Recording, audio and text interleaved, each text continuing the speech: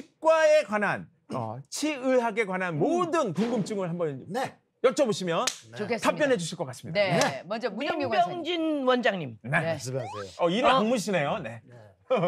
이거는 저만이 궁금한 게 아니라 네네. 시청자 여러분들도 궁금하고 제 친구들도 엄청 궁금해하는 거예요.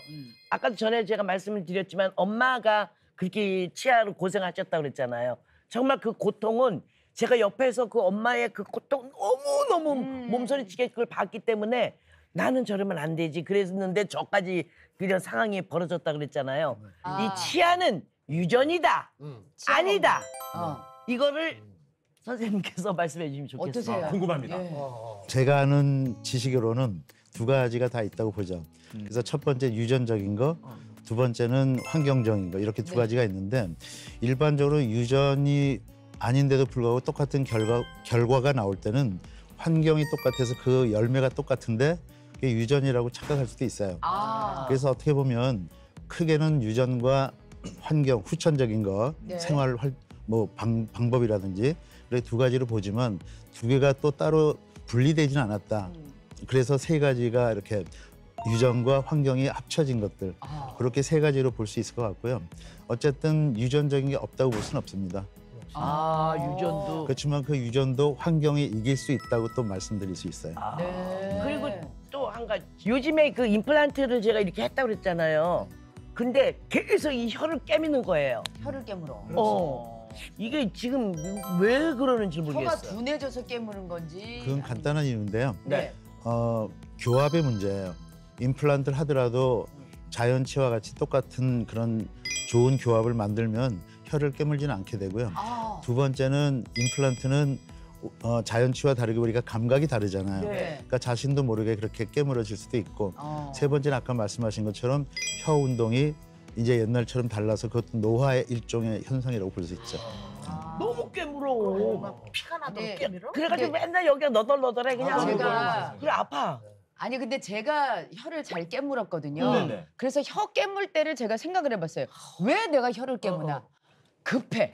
뭐가 급해? 빨리 먹고 싶어서 내가 급하게 막 뭐를 갖다가 막 먹으려고 할 때 그때 혀를 나 씹게 먹을 때는 되더라고요. 안 급해. 안 찝어. 근데 언제? 자고 뭐 누워서 입 다물고 이렇게 있고 멀쩡히 있는 이 텔레비전 이렇게 보고 있다가 지가 뭐 내가 뭐 텔레비전을 보고 뭐 기뻐서 찬양을 같이 했다든지 뭐 흥분했다든지 그래서 깨물 수도 있고. 그건 그냥 교합의 문제예요. 교합의 교합에. 그래서 치과 가셔서 내가 자꾸 깨문다.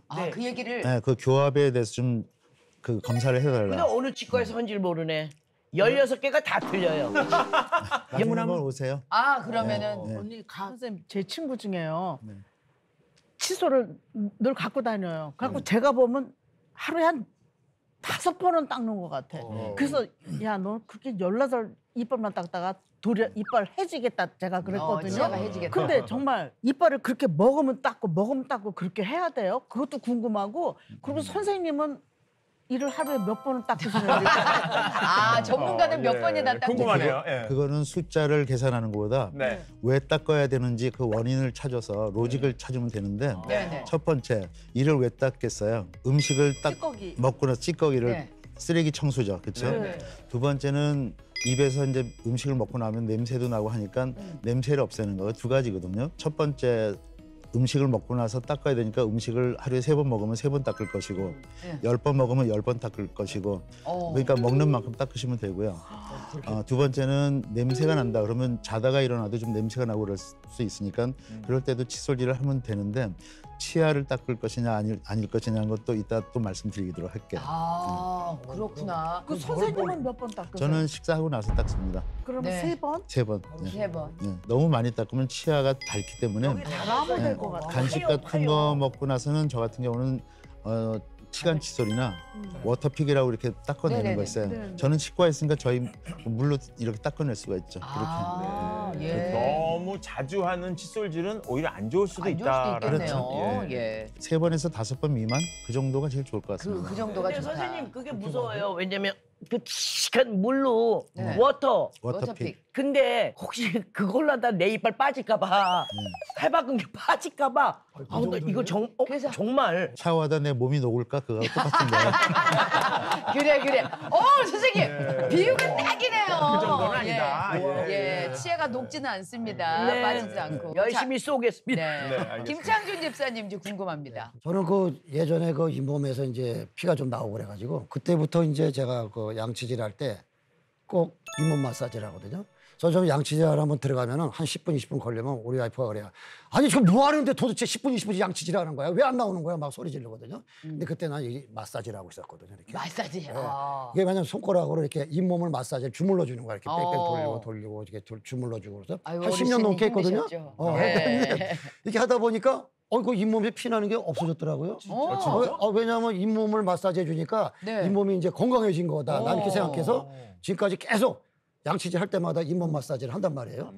진짜 그 효과가 있는 건 네, 마사지는 우리가 이제 관절에 염증이 있거나 근육통이 있으면 주물르잖아요. 주물르면 좀 시원해지죠. 네. 예, 주물른다는 효과는 혈액을 순환시키고 조직을 강화하는 효과가 있어요. 자연 치유가 잘 되도록.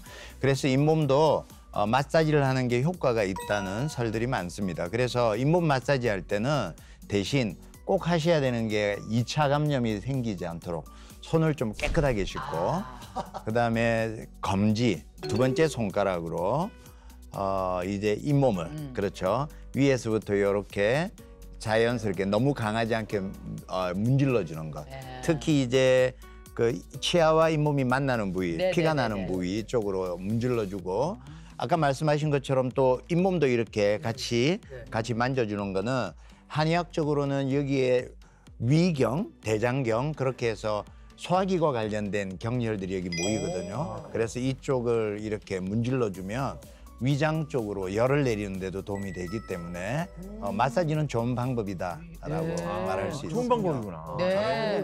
잘하고 잘하고 계시는 계셨네. 거네요. 그래서 그나마 내가 이 나이가 되도록 아직 잇몸이 좀 튼튼한 게 이 마사지를 오랫동안 해서 그런 거 아닌가 저는 그 생각하고 예. 있어요. 아니 지금 아내분께서 소리를 지를 게 아니라 따라서 하셔야 될 것 그러게. 같은데. 그래, 들어가면 20분이니까 그것 때문에 짜증이 나나 봐요. 어디 가려고 그러면은 내가 이거 하고 있거든요. 밖에 나와서 좀 하세요 그럼. 야, 20분 동안 이걸 문지르면 여기가 닳지 않아요? 이 손가락에 지문이 없어요. 그래서. 아우 세상에. 아, 손가락이 닳는군요. 네. 예. 자 그러면은 저는 최주열 원장님께 질문을 드리고 싶은 게 왜 옛날 치약 나오기 전에 네. 어르신들 왜 소금으로 이를 다 소금 닦으셨잖아요. 양치. 예. 그런데 이걸 지금까지도 고수하시는 분들이 계셔서 일반적으로 목욕탕이나 사우나에 소금 없으면 난리가 나는 경우가 많다고 하더라고요. 사우나에 소금 있어요. 소금 예. 있어요. 네. 진짜. 그게 그래서 지금도 지금 요양병원 하고 계시니까 소금으로 그렇게 하시는 분들이 계시는지 이게 이제 건강에 괜찮은지 보시면 어떠신가요? 이제 어르신들은 늘 하던 습관들이 있어서 네. 그걸 하지 않으면 불안해하는 경우가 많이 있습니다. 그래서 이제 어르신들 모시고 온 가족들은 이제 우리 어머니는 꼭 뭐 소금으로 꼭 헹궈 주시고 이렇게 부탁하시는 분들이 있어요. 그거를 듣고 이제 저는 소금물은 도움 안 됩니다. 이렇게 말할 수는 없거든요. 그건 답답한 의사거든요. 왜냐하면 제가 하지 말라고 해도 하실 거거든요. 그렇지. 그래서 긍정적으로 답을 드리면 되거든요. 근데 실제로 소금물은 항균 효과도 있고 항염 효과도 있습니다. 예. 네, 있고 대신에 이제 항균 효과를 가지려고 하면 15%에서 20% 정도 농도가 돼야 되는데 그게 어느 정도냐면 100cc면은 소금 티스푼 하나가 한 6g 정도 된다고 생각하면 약 한 3개에서 4개 정도 티스푼으로 소금을 다 넣고 녹을 때까지 기다렸다가 이걸로 각을 한다 생각하면 균도 죽고 나도 죽고 그렇죠. 이거는 견딜 수 있는 정도의 싹 다 죽네 그냥. 예. 근데 이제 우리가 보통 이제 건강하게 사용할 수 있는 소금물 농도가 있어요. 네. 우리 몸도 사실 소금물입니다. 그렇죠. 네, 0.9%라고 돼 있어요. 그래서 그걸 생리식염수라고 이제 어르신들 컨디션 안 좋을 때 혈관에 구멍을 내서 이렇게 혈관 주사를 드리잖아요. 네네. 그 소금물을 드리는 거예요. 우리 입을 헹궈낼 때도 그냥 맹물도 좋지만 0.9% 소금물. 이게 이제 예를 들면 이제 1g 정도, 100cc에 1g 정도 들어간다 생각하는 정도의 소금물이에요. 그럼 네. 짠맛도 적당히 있으면서 이 정도 되면 이제 항염 효과 정도는 될 수 있는 거예요. 자주 씻어주면서 충치도 예방하고 충치가 일으킬 수 있는 다른 염증들도 예방할 수 있으니까는 도움 많이 되는 거죠.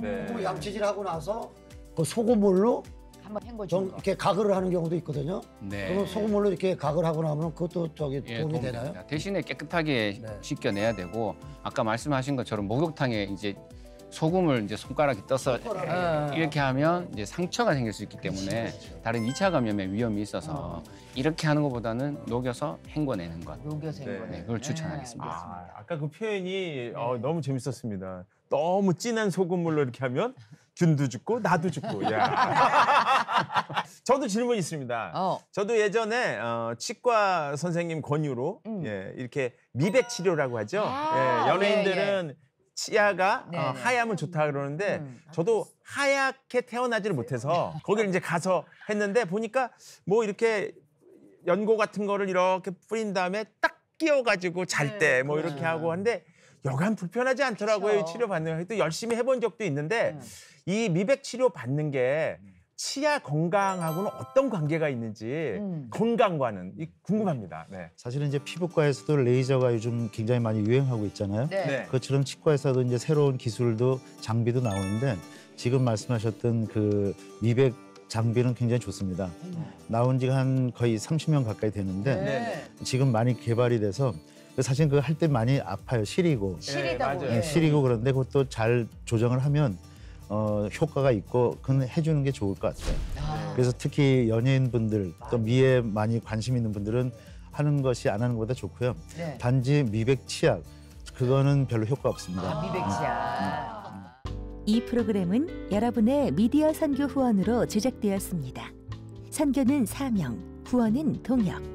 당신도 복음을 전할 수 있습니다. 선교 후원 02-6333-1003번.